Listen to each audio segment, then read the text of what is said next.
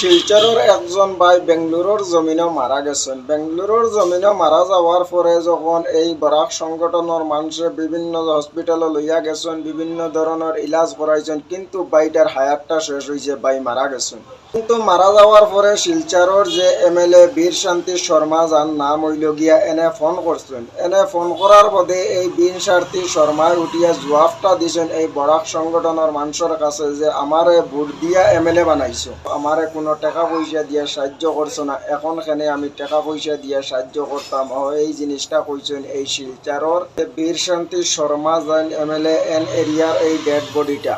কিন্তু তাই 10টা টাকা দিয়ে সাহায্য করছেন না, মানুষের এই ধরনের জবাবটা দিচ্ছেন। তে ভাই সকল, আমি আজকে আপনারা ওই জিনিসটাও কইতাম চাই, এর সামান্য সময় ভিডিওটা আপনারা দেখুক, আর ভিডিওটা যদি একটুখানি পছন্দ হয়ে থাকে তাহলে শেয়ার করিয়া আপনারা বন্ধু বান্ধবের কাছে পৌঁছাইয়া দিবা।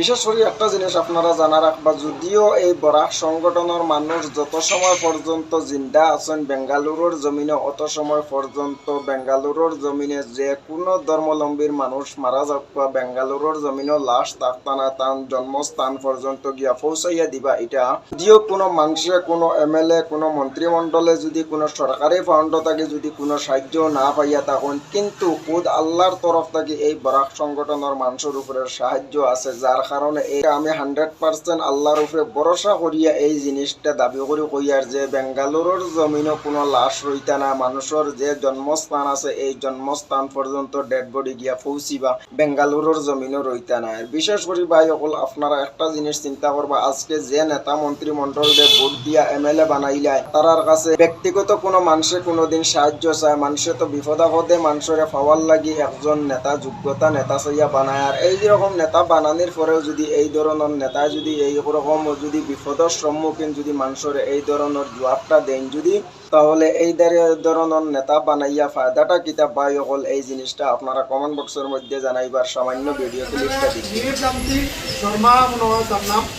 আমরা ইমার্জেন্সি হিসাবে তার কাছে ফোন করলাম, ফোন করে বললাম স্যার বলা হলে একজন মানুষ মারা গেছে শিলচরত, আর আপনি একটু যদি সাহায্য করতেন তাহলে এই মানুষের বাড়ি নিয়ে পৌঁছাইবার লাগে। কিন্তু তাই এমন একটা জবাব দিত, সামান্য হলে একটু সাহায্য করুন, কিন্তু তাই যদি বলেন ভোট দিত আমরা টাকা দিতাম, আর যত বাহিনীতে সাহায্য সহযোগিতা করতাম তত বাহিনী আমরা দিল দেখি মানে দোয়া রইব। আর অশেষ ধন্যবাদ জানাই। আর আপনারা এরকম সাপোর্ট করার কারণে আমরা অনেক গরিব অসহায় মানুষ। ভিডিওটা ভাই সকল অনেক লম্বা ভিডিও, এই ভিডিওর মাধ্যমে সম্পূর্ণ খরচর ডিটেলস তারা দিচ্ছেন, কিন্তু আমি সম্পূর্ণ ভিডিও আপনারা শুনাইছি না, সামান্য মূল্যবান 2-4 কারণ মাত আমি শুনাইছি, অথচ আপনারা এই মাতর দ্বারা বুঝতে পারছেন।